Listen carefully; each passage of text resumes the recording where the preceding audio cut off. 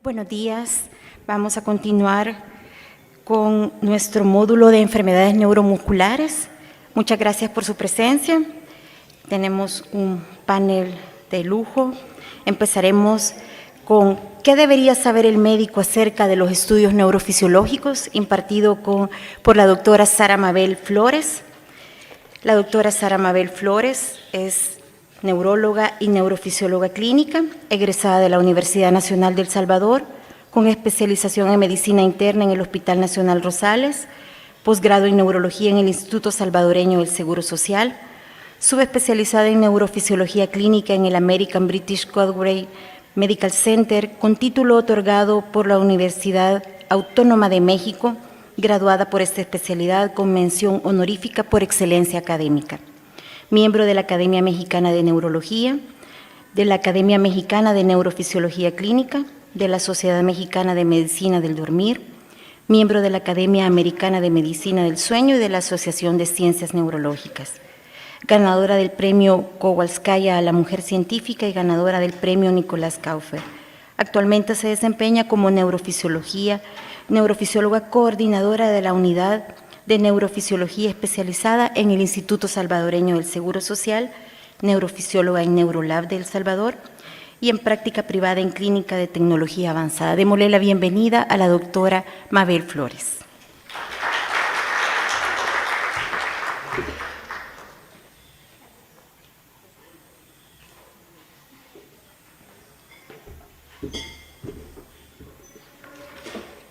Hola, tengan todos muy buenos días. Gracias por el interés a esta área de las neurociencias.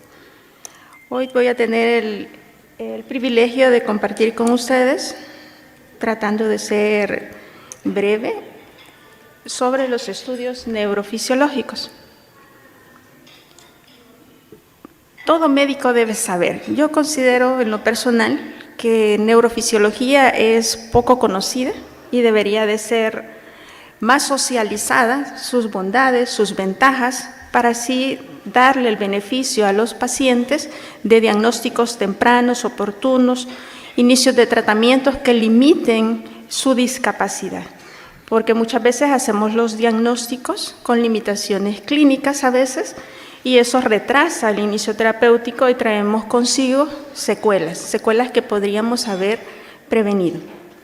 Bien, la neurofisiología, déjenme contarles que es una subespecialidad de las neurociencias y se basa pues en las ciencias básicas, anatomía y fisiología, con el auxilio de la tecnología biomédica, que hoy con el salto digital tenemos muchísimas ventajas. Nos ayuda en el pronóstico, en el diagnóstico, en el pronóstico, así como también en la orientación terapéutica. Estudios reflejan que en lo que es el diagnóstico nos puede colaborar hasta arriba del 50%, 50-60%, para colaborar en establecer el diagnóstico. Pronóstico, en orientación terapéutica andamos en el 70%. ¿Cuál es el objetivo de aplicar esos estudios? Pues es a colaborar a localizar el trastorno. Es decir, si la pregunta es ¿de dónde viene o dónde se focaliza? Si estamos hablando de neuropático a nivel del nervio, miopático en el músculo a nivel de la placa o unión neuromuscular, o está focalizado a nivel del sistema nervioso central. Claro, esto lo tenemos que hacer nosotros individualizado para cada paciente. No podemos hacerlo idéntico para todos, como una receta. Esto incluso nosotros tenemos que irlo modificando muchas veces en la marcha, en la medida vamos obteniendo resultados de las diferentes pruebas. ¿Cuál es el portafolio de servicio que tenemos? Pues el portafolio de servicio viene desde la evaluación del sistema nervioso, tenemos electroencefalografía, ahora con la sumatoria del video, el video electroencefalograma, el cual viene a aumentar la sensibilidad y la especificidad de la prueba. Para la evaluación neuromuscular contamos con conducción nerviosa, respuestas tardías, como vamos a conocer, la onda F, el reflejo H, la electromiografía. Y aquí vamos a incluir el reflejo de parpadeo, que es una prueba neurofisiológica que nos permite evaluar nervios craneales quinto y séptimo.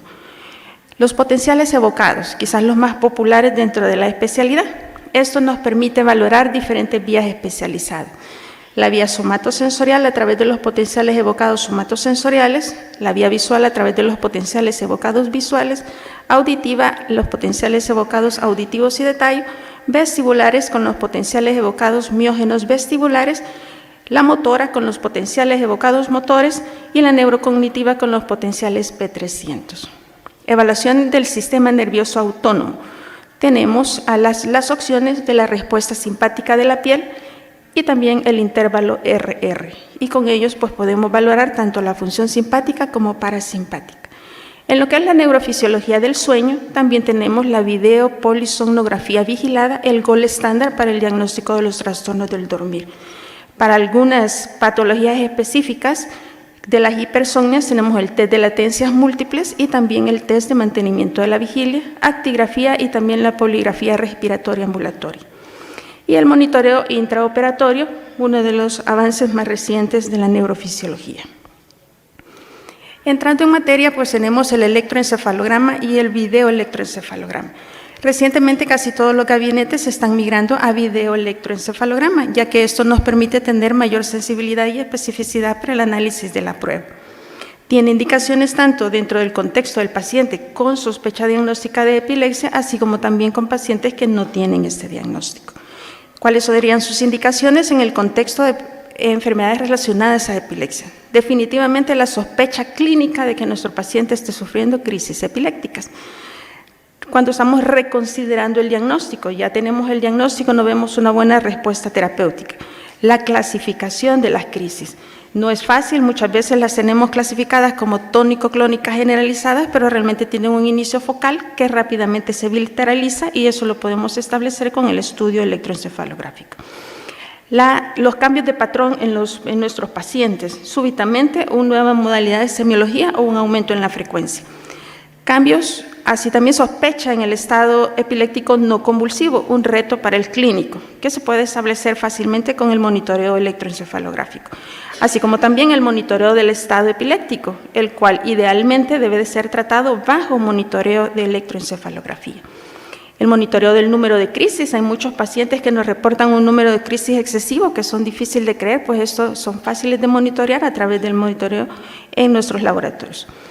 El efecto de los medicamentos, así como que también aquellos medicamentos, en aquellos pacientes que estamos considerando el cambio o el retiro de medicamentos y en nuestro país que no se da la certificación de la licencia de conducir con el apoyo de los estudios. El electroencefalograma, pues es esto que estamos visualizando acá, es la representación gráfica de los potenciales bioeléctricos de la corteza cerebral, ordenados según como sea nuestra preferencia, haciendo comparaciones interhemisféricas, lo cual nos permite interpretar en tiempo real la viabilidad de la función de la corteza cerebral. Lo que estamos acá es viendo una época de un adulto en vigilia con párpados cerrados. Podemos valorar su reactividad, que es parte de lo que nosotros nos brinda pronóstico. Con un simple abrir y cerrar de párpados podemos ver los cambios en la actividad eléctrica, que es lo esperado. Las transiciones entre su estado de vigilia y su estado de sueño son importantes, ya que en estas son cuando más actividad patológica podemos nosotros registrar, como es la actividad epiléptica que observamos acá en esta transparencia, donde vemos en las líneas azules que corresponden a lo que es su hemisferio cerebral del lado derecho, vemos que irrumpen estas señales que son hasta cierto punto fácilmente visualizables y localizables, y a través de esto podemos nosotros establecer el origen de los eventos epilépticos. También podemos identificar patrones electrográficos ya típicamente establecidos para ciertos síndromes epilépticos, como estamos viendo acá, un punta onda lenta lento en una base de actividad cerebral disfuncional que es bastante característica de un Lennox-Gastaut. Así también, con maniobras de activación ante la sospecha clínica de síndromes epilépticos como son las crisis de ausencia, podemos evocar las crisis bajo monitoreo y establecer el diagnóstico que probablemente estaba dudoso para el clínico. Dentro de los diagnósticos diferenciales no epilépticos, nos podemos apoyar con el video y el electroencefalograma para establecer el diagnóstico de crisis funcionales de origen no epiléptico, los cuales son un reto para el diagnóstico del clínico, así como también pérdidas del estado de despierto, alteraciones de la conciencia, encefalopatías, demencias, enfermedad cerebrovascular, cambios paroxísticos del comportamiento, síntomas psiquiátricos paroxísticos, coma y muerte encefálica. Bien, ahora pasando a lo que es neuromuscular. El neuromuscular, dentro de las indicaciones de nuestros estudios neurofisiológicos, está para las sospechas de aquellas patologías que pueden comprometer las raíces, los plexos, nervios periféricos, la unión, así como también músculo. Para esto tenemos dentro del portafolio la neuroconducción, más conocida como velocidad de conducción nerviosa. Aquí tenemos las de latencia larga, como son la onda F, el reflejo H, y esto casi siempre, para poder nosotros darles una conclusión más específica, va sumado con una electromiografía.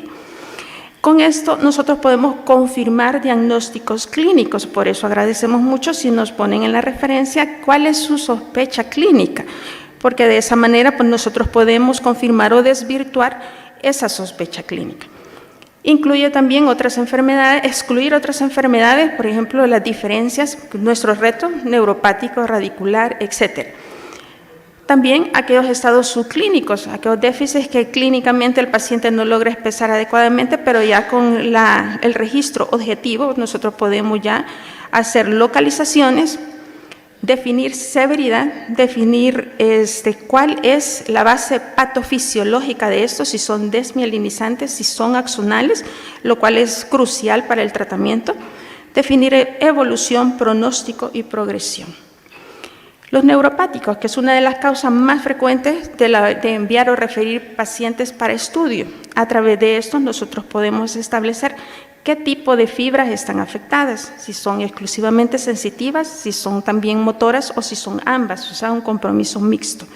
Si la patología compromete nada más axón, desmielinización, y si esta es adquirida o es hereditaria, lo cual es importante para el tratamiento. Y el curso temporal, si esto estamos ante una patología hiperaguda, aguda, subaguda, crónica, etc. La conducción nerviosa. La conducción nerviosa nos permite a nosotros, a través de la tecnología médica, el registro de la integridad del nervio periférico. Recordemos que el nervio periférico surge de lo que son las ramas tanto sensitiva y motora de los segmentos medulares. Ya estos se mezclan en plexos y tenemos los nervios mixtos terminales en su mayoría. Con conducción nerviosa nosotros colocamos electrodos en la superficie y con la tecnología podemos estimular con, valga la redundancia, un estimulador bipolar con un polo positivo o negativo que nos permite orientar un impulso eléctrico que podemos establecer su intensidad, su frecuencia, su duración.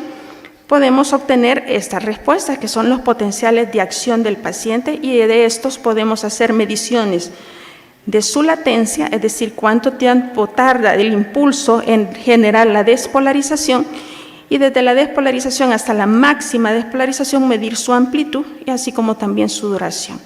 Esto lo hacemos generalmente en puntos distales y proximales, pueden ser 2 puntos, 3 puntos, 4 puntos, 5 puntos, los puntos que sean necesarios para poder establecer la etiología o la ubicación del compromiso. Tenemos patrones específicos a través de los cuales podemos establecer cuál es el compromiso. Lo normal es que tanto el impulso que demos distal como el impulso que demos proximal tenga características en amplitud muy similares. Claro, en latencia va a ser diferente porque el estímulo va a viajar de una distancia mayor en proximal hacia el punto objetivo de activación, como puede ser el abductor del pulgar. En el caso de las patologías desmielinizantes, vamos a ver nosotros que la mielinización es la que nos permite a nosotros una mejor velocidad de conducción. Si esta se ve afectada, lógicamente vamos a tener un enlentecimiento de la velocidad. Por tanto, la latencia que dijimos que era desde el punto de estímulo hasta que se dé la despolarización, la vamos a ver prolongada. Y puede ser predominantemente en un estímulo distal en neuropatías de atrapamiento, por ejemplo, o puede ser tanto proximal, distal, en diferentes puntos y establecer desde dónde se da la desmielinización. Si nosotros encontramos compromiso de la amplitud proximal, estos son criterios muy importantes y relevantes para establecer si estas neuropatías desmielinizantes están bloqueadas o no, lo cual es crucial para el diagnóstico y para que ustedes también inicien tratamientos diferentes según la etiología.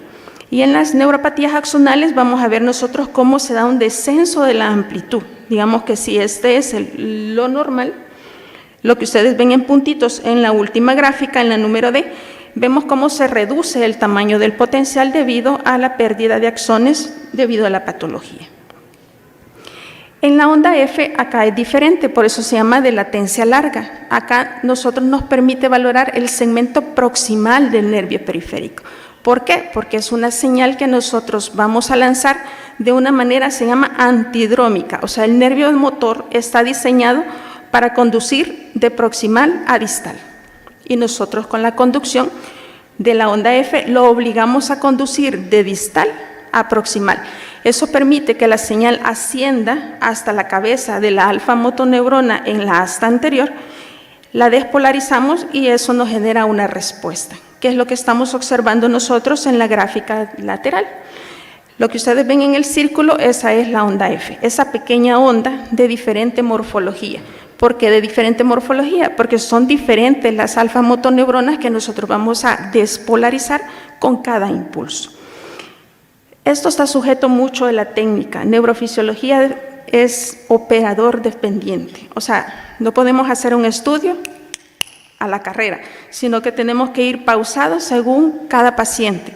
Porque si mi paciente se tensa y él activa su motoneurona, no deja pasar mi señal. Entonces puede estar no presente la onda F, pero porque no hubo una adecuada relajación y orientación del paciente. O el paciente es muy sensible y decido estimularlo submáximo, entonces no logro subir la señal hasta su alfa motoneurona y entonces también no voy a evocar una onda F. Entonces en este caso tenemos que ser inquisitivamente muy exigentes, por así decirlo, en realizar una prueba bajo las medidas adecuadas para que el resultado realmente mantenga su especificidad y sensibilidad. El reflejo H, pues el reflejo H es una señal que nosotros vamos a enviar, pero en este caso también es una respuesta de latencia larga que nos permite emular eléctricamente el arco reflejo que nosotros evocamos con un reflejo periférico. ¿Qué nos permite esto? Estimulamos una fracción sensitiva. En este caso nosotros podemos desarrollar esta prueba únicamente en nervios mixtos, es decir, aquel que tiene tanto una función sensitiva como motora. ¿Por qué? Porque inicialmente voy a estimular sensitivamente ese nervio, ese impulso va a ascender hasta el segmento medular, va a entrar por su asta posterior, va a ser intersinapsis y él es el que va a despolarizar la alfa motoneurona en la asta anterior y va a generar una respuesta motora. Entonces, poco a poco vamos estimulando hasta que logramos estimular la fracción motora del nervio. Es así como nosotros anulamos esa respuesta H y aparece una respuesta F. Lo normal es lo que vemos en el recuadro de su derecha. Es que tanto las dos respuestas sean igual de altas. O sea que si nosotros no evocamos la respuesta que está más a su derecha, entonces esa es la ausencia de ese reflejo. Bien, vamos a ver ahora aplicado esto que suena un poquito confuso. En este caso, por ejemplo, un paciente de 55 años, su único antecedente es una fractura en su muñeca a la edad de 20 años, es contador de profesión y ahora tiene 6 meses de parestesias en las manos que evolucionan en 3 meses a dolor y limitación de movimiento. Tiene 1 mes de reducción de la fuerza a la presión, es referido a la unidad para conducción nerviosa, onda F y electromiografía, generosamente, porque generalmente viene solo para velocidad de conducción. Y tenemos esto. Esto es lo que regularmente ustedes van a recibir posterior a un estudio de neurofisiológico, una tabla que les describe las latencias, las amplitudes, las distancias y las velocidades. Entonces, ¿qué es lo que a mí me interesa? La latencia. ¿Cuánto se tardó en despolarizarse el nervio? Vemos que el motor izquierdo del mediano se despolarizó a 4.1 milisegundos. 4.2 es el máximo tolerable para ese nervio. En cambio, el derecho se despolarizó hasta los 7 milisegundos. O sea, ya detectamos un retraso en su despolarización. Y esto a su vez se ve reflejado, como ustedes ven resaltados en rosado, su tamaño está pequeño, tanto el derecho como el izquierdo, y eso es lo que vemos reflejados en las gráficas que ustedes ven en la porción inferior. Son potenciales de acción motor que ustedes pueden comparar y todo tiene que llevar una escala de medición. Las escalas nos permiten saber cuánto vale cada cuadrito. cuánto vale en altura y en duración. Y de esa manera podemos establecer si lo que está en la tabla es congruente con lo que está en la gráfica. Y en sus respuestas sensitivas vemos una prolongación también para que se dé esa despolarización. 3.7 para un izquierdo, 5.4 para el derecho. ¿Okay? A través de esto nosotros podemos establecer que el paciente tiene un retraso de la conducción a nivel de su muñeca. Y a nivel de su muñeca, en el nervio mediano, sabemos que está el túnel carpiano. Entonces estamos viendo nosotros aquí un resultado congruente o consistente con una patología de una neuropatía por atrapamiento que genera una desmielinización focal sobre el túnel carpiano. Este es un estudio, por así decirlo, ideal. En este caso, como el segmento proximal del nervio está conservado, vamos a tener una onda F normal. Y la electromiografía, que es sumatorio a todo esto, pues nos viene a dar cuánta severidad puede tener este problema. En el último cuadro de su izquierda, ustedes ven un patrón de reclutamiento o activación del músculo normal. En cambio, ustedes están viendo en el segundo recuadro, superior e inferior, un patrón anormal de su contracción muscular. Es decir, que aunque la prolongación de las latencias no es abrumadoramente anormal, pero sí es suficiente para ya dar cambios en la contracción motora, es decir, en el reclutamiento y en la capacidad de activación de ese músculo que está dependiente de la inervación del nervio mediano. Entonces acá podemos decir que tiene un túnel del carpo severo en lo que corresponde a su nervio mediano derecho, y el izquierdo, que supuestamente molestaba menos, también está comprometido. Estos estudios nos pueden ser útiles en todas las neuropatías por compresión. Tenemos la más frecuente, túnel carpiano, pero también en canal de Guyon, así como también en otros puntos de atrapamiento para el nervio mediano, como son los pronadores redondos, como es el ligamento de Strudel por arriba del codo, y para el nervio cubital tenemos el canal de Guyon a nivel de la muñeca, así como también el canal del cubital. Los podemos rastrear. A nivel de los inferiores, como es el túnel tarsal, así como también puntos de atrapamiento o de compresión de nervios periféricos, uno muy popular, lo que es el nervio peroneo, que nos va a llevar al pie caído. A nivel proximal, pues compresiones del femoral muy frecuentes posteriores a cirugías de hernias, cesáreas, etcétera. O en los pacientes con sobrepeso que hacen uso de ropa bastante ajustada, hacen una compresión de su nervio femorocutáneo lateral y posteriormente se quejan demasiado de una hiperalgesia en la parte lateral del muslo, que no es más que una irritación de su nervio femorocutáneo lateral que le da una meralgia parestésica, también es sujeto de estudio. Las traumáticas muy frecuentes, ya sea propiamente por el mecanismo de la lesión o por el material de osteosíntesis que se le coloca posteriormente, el cual idealmente debería ser bajo monitoreo neurofisiológico, pero pues obviamente eso no se da en todos los escenarios. Ahora vamos a revisar un caso diferente. En este caso tenemos un masculino de 60 años diestro, ya hipertenso, diabético de larga data. Le pongo controlado entre comillas porque todos sabemos que el paciente diabético controlado es un unicornio, pero existen. La evolución pues tiene 9 meses de una pérdida de fuerza progresiva de distal a proximal de sus 4 extremidades con dificultad de las actividades de la vida diaria, con una exacerbación de las alteraciones sensitivas que él ya traía de mucho tiempo atrás por su, obviamente, neuropatía diabética. He referido pues para una conducción nerviosa de sus extremidades superiores, nada más superiores, con velocidad de conducción, onda F y electromiografía. Fue llamativo al momento de la evaluación del paciente la atrofia que tiene en su región, ustedes lo pueden observar, creo que no ven mi puntero. Y este tampoco se ve. Esto, o sea, es llamativa y tiene limitaciones para la prensión a reflexa en sus 4 extremidades, pero sería algo que no es muy extraño en el contexto de un paciente diabético. Pues bien, observamos acá. Como vemos la prolongación de las latencias de los nervios periféricos y vemos la ausencia de respuesta de sus nervios medianos completamente, pero hay un dato muy particular en lo que es su conducción. Ven ustedes cómo ha perdido totalmente el tamaño, lo que es el último impulso a nivel de su nervio ulnar. Entonces, eso es lo que conocemos nosotros como bloqueo de la conducción. ausencia de respuestas sensitivas, y debido a estos hallazgos pues nos extendimos a sus extremidades inferiores y vemos pues la ausencia de peroneos, no habían, y sus tibiales ya proximales ya no hay una conducción, no hay respuestas sensitivas de sus nervios surales, y sus ondas F pues están tremendamente prolongadas, dispersas, bajas en replicabilidad, o sea que acá donde deberíamos de ver muchas, vemos muy poquitas. En su electromiografía logramos encontrar denervación. ¿Los escucha? ¿Sí? Eso es la denervación de sus fibras musculares, lo cual pues hace ver la inestabilidad de su membrana. A nivel de lo que es sus hallazgos electromiográficos, vimos una denervación crónica severa. En este caso, pues nosotros ya estamos viendo un compromiso tanto del nervio periférico, un compromiso de la raíz, una denervación crónica muy severa, aguda y crónica. Pues acá estamos ya ante una polirradiculoneuropatía motora sensitiva desmielinizante, secundariamente también con una degeneración axonal que también viene ya con el compromiso de su diabetes. Bien, entonces la electromiografía pues es lo que les acabo de mostrar, una prueba objetiva, tiene una elevada precocidad diagnóstica y en el deterioro. Me voy a dar prisa porque ya tenemos poco tiempo.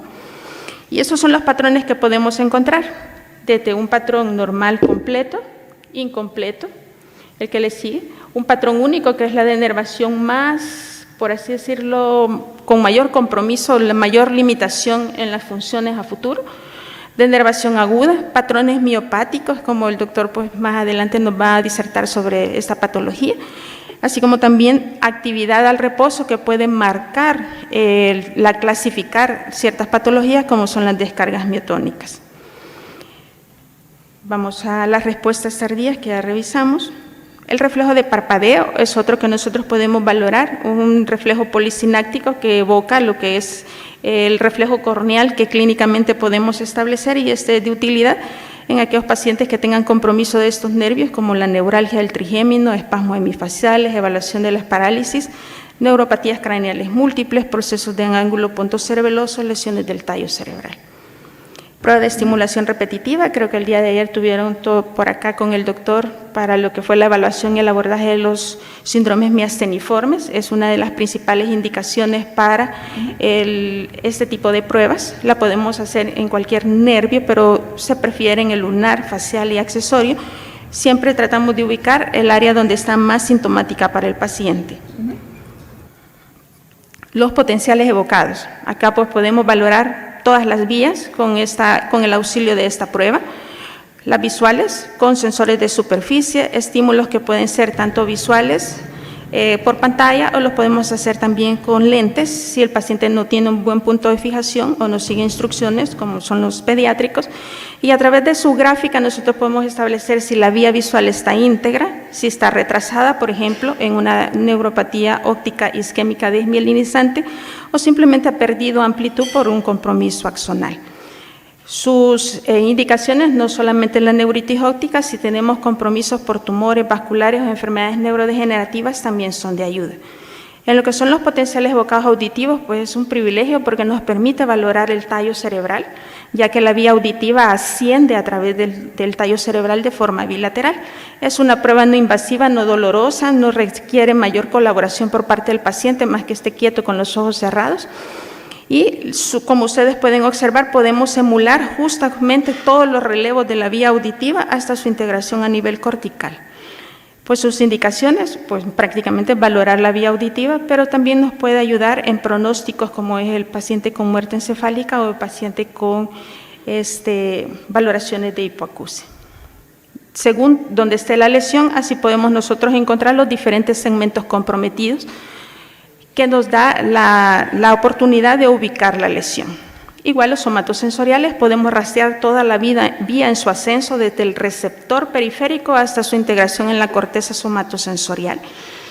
Estos pues los podemos hacer nervios periféricos o por los dermatomas que ustedes consideren que estén comprometidos por parte del paciente. Indicaciones, mielopatías, plexopatías, radiculopatías, enfermedades degenerativas, enfermedades desmielinizantes, etc. en lo que es la valoración a través de esta herramienta para lo que son las lesiones de tallo, así como también para el pronóstico de ciertos pacientes con encefalopatía, un estado de coma, pues hoy por la tarde va a haber todo un módulo de evaluación neurofisiológica. Estos también los podemos hacer en ciertos nervios periféricos, como son el nervio trigémino, así como también en la evaluación del piso pélvico en los nervios pudentos.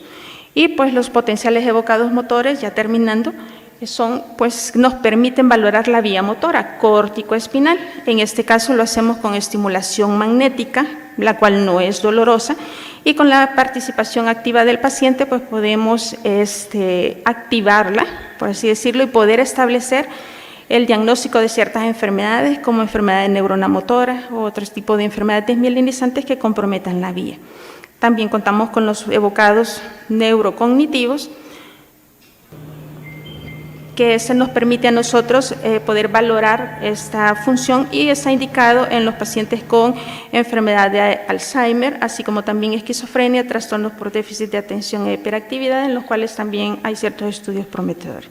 Pues bien, los estudios neurofisiológicos, como ven, siempre deben ser una extensión de lo que es la exploración clínica, no los podemos hacer a ciegas, siempre tenemos que valorar clínicamente, hacer una presunción diagnóstica y con ello pues orientar qué tipo de estudios nos pueden permitir establecer un diagnóstico o descartar o desvirtuar un diagnóstico bajo la luz de un diagnóstico diferencial.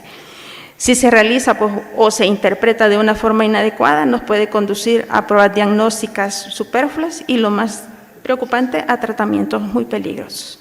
Bien, esto es lo que les traía a compartir y el agradecimiento pues, a las personas que me permiten trabajar y poderles expresar estos casos y pues, estos pacientes que puedo mostrarles a ustedes. Gracias.